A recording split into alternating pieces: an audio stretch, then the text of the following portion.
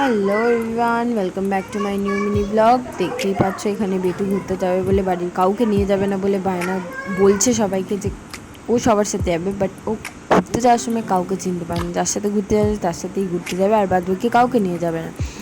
চলো আমরা বেরিয়ে পড়েছি। আমার আজকে ইনভিটেশন ছিল আমার কাকার বাড়িতে। অনেক বছর পর আমি কাকার বাড়িতে যাচ্ছি। বিয়ের পর থেকে একবারও যাওয়া হয়নি, তাই আজকে ওরা আমার ছেলে সমেত আমাকে বিয়ের নিমন্ত্রণ করে খাওয়াচ্ছে। যাই হোক, এখানে মিষ্টি টিষ্টি নেওয়া হয়ে গেছে।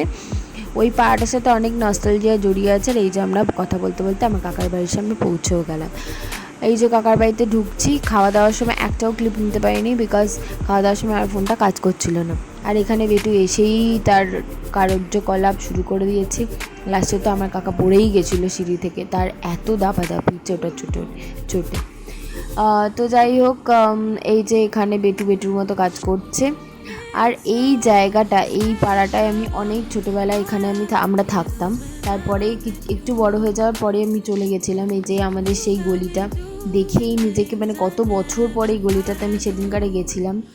এই হচ্ছে সেই বাড়িটা, আর আমাদের ঘরটা হচ্ছে এই দরজাটা হচ্ছে এইখানে আমাদের ঘর ছিল। সব কিছু চেঞ্জ হয়েছে, সব কিছু নতুন হয়ে গেছে, কিন্তু যাই হোক, তাও নিজের ছোটোবেলাটাকে আরেকবার দেখতে পেয়ে খুব ভালো লাগলো।